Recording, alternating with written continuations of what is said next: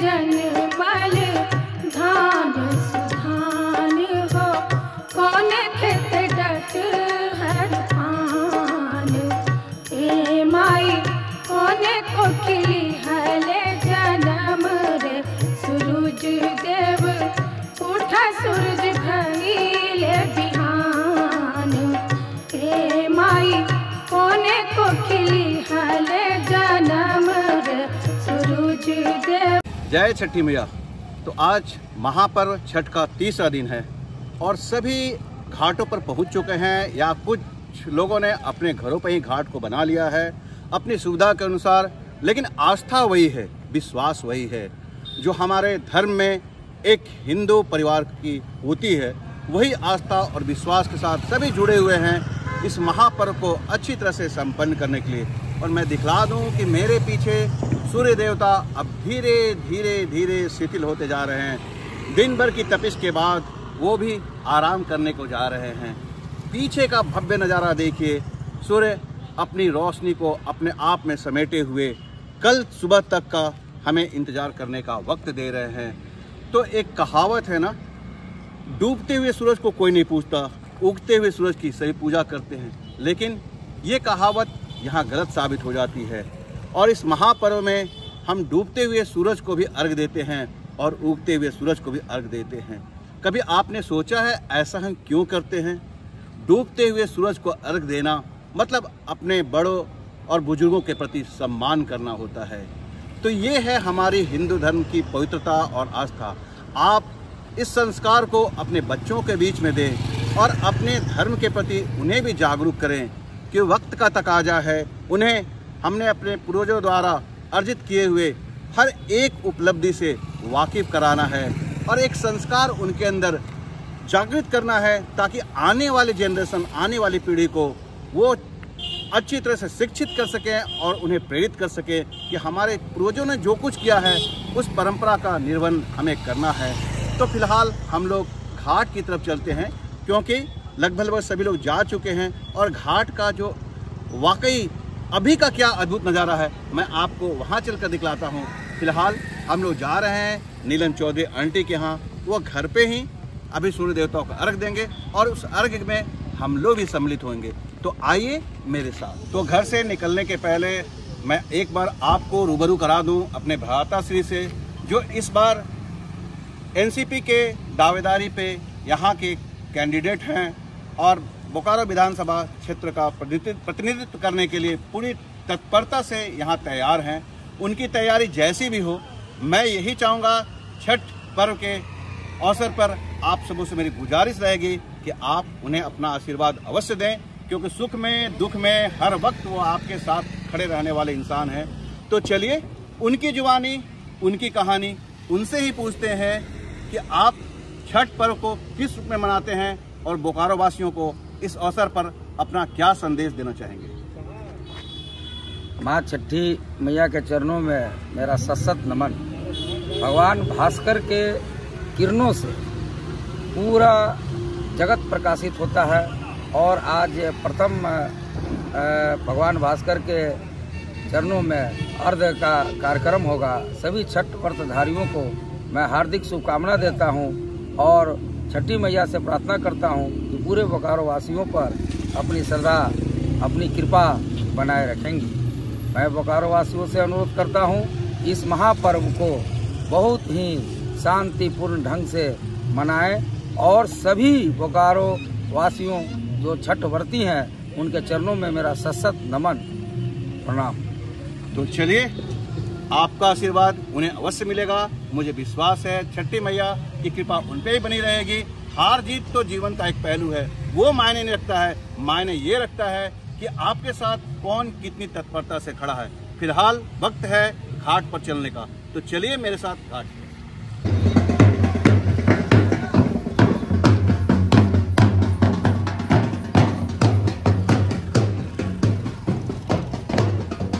तो हमारी सारथी इस वक्त गाड़ी को लेकर चल रही हैं गंतव्य स्थान पर और पूरी तन्मयता से गाड़ी को चला रही हैं और चेहरे की मुस्कुराहट बता रही है कि वो काफी प्रसन्नचित्त हैं छठ घाट पे जाने के लिए।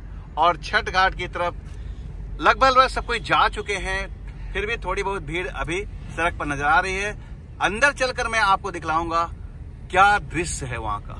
केलवा के पात पर उगेलन सूरज मल झाके झुके, करेलू छठ बरतिया से झाके झुके, करेलू छठ बरतिया से झाके झुके। तो इस वक्त हम लोग आ चुके हैं जगन्नाथ मंदिर परिसर में, और यहाँ पे जो घाट बना है चारों तरफ से राउंड घाट है, और यहाँ की सुंदरता देखने लायक होती है। इस तरह के कई एक घाट बोकारो स्टील सिटी बने हुए हैं, और लोग अपने अपनी सुविधा के अनुसार अपनी अपनी जगह पे इस महापर्व को मना रहे हैं। खुशी का आलम ऐसा है कि सभी लोगों के चेहरे पे प्रसन्नता है। मैं दिखला दूँ, यहाँ पे कुछ लोग हैं जो यहाँ पे देखिए छठ व्रतियों को मैं दिखला दूँ, और इनके चेहरे की रौनक ये बता रहे हैं, कहीं से भी किसी तरह की उदासी वाली भावना नहीं है। समस्त लोग अच्छी तरह से पूरी तत्परता से अपने धर्म का निर्वहन कर रहे हैं और अपने धर्म की आस्था को यहाँ प्रकट कर रहे हैं। एक विहंगम दृश्य मैं दिखलाता हूँ चारों तरफ। इस सरोवर के चारों तरफ घूमकर एक कैमरे के माध्यम से देखिए, ये सरोवर आज कितना खिल उठा है।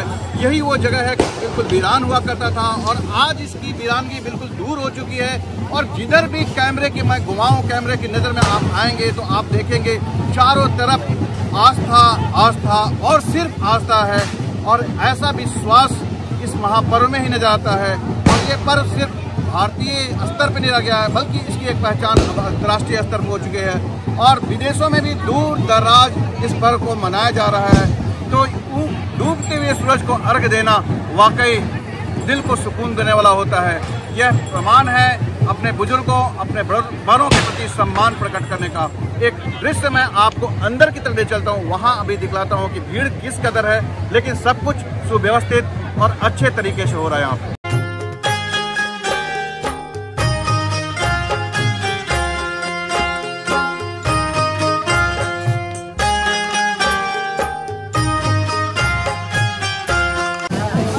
तो इस जगह से हमारी आस्था बहुत जुड़ी हुई है। जब मेरी माँ जिंदा थी तो हम लोग भी आते थे और बचपन से यहाँ आते रहे हैं। छोटे थे उस वक्त से हमने पूजा को देखा है, और ये वही जगह है जहाँ मेरी माँ बैठकर माँ छठी पूजा किया करती थी। तो वो दिन आज भी याद आ गया, आंखों के सामने सब कुछ दृश्य वैसे ही ताज़ा हो गया है। मेरी माँ मेरी आंखों में इस वक्त बसी हुई है। तो सभी बोकारो वासियों को बहुत बहुत शुभकामनाएं और बधाई।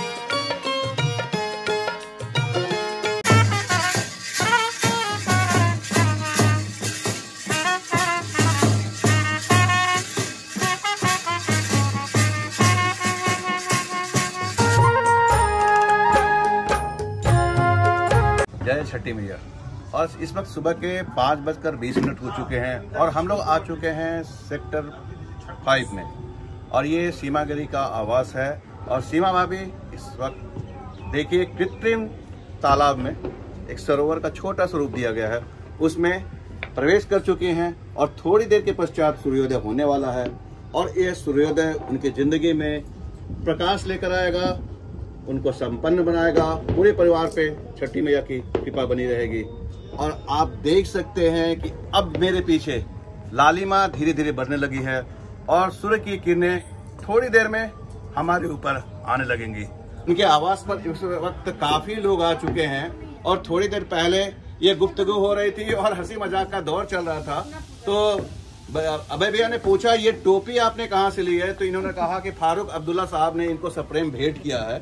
तो फिलहाल मैं उनका नाम नहीं जानता हूँ, लेकिन नेताजी के मिथिलेश जी, तो मिथिलेश जी यहाँ पे बतौर एक परिवार के सदस्य के रूप में मौजूद हैं, और आज वो इस अवसर पर अपनी भावनाओं को प्रकट करना चाहते हैं। धन्यवाद सर, आपने कहा तो बता दूं कि ये सब जो है हमारे बड़े साले साहब अभय बाबू, उनके साथ मेरे इस तरह की चकल्लस चलते रहती है।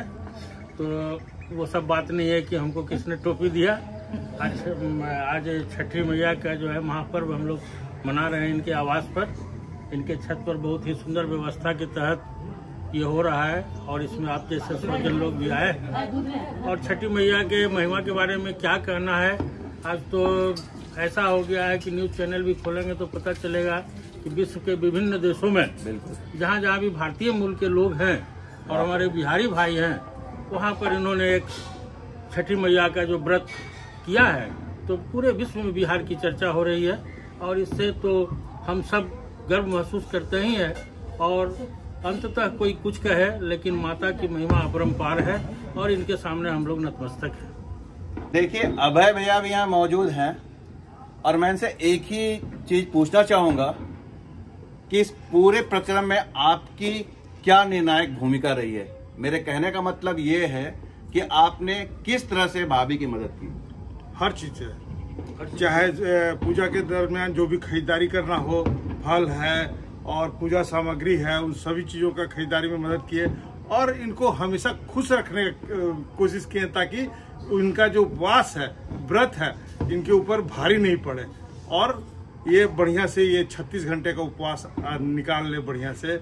ये मेरा प्रयास रहा है हमेशा और ये पिछले 35 वर्षों से कर रही है अनइंटरप्टेड और 35 वर्ष का ही फल है कि इस उम्र में भी एकदम 36 घंटे का हंसी खुशी से निकाल ले रही है छठ व्रत।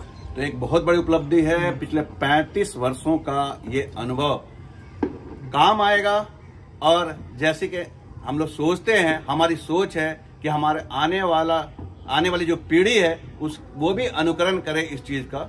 और ये इन्होंने अपने पति धर्म का बखूबी निर्वहन किया है, अपनी पत्नी को हर तरह से सहायता प्रदान कर। कौन खेत जन बल धान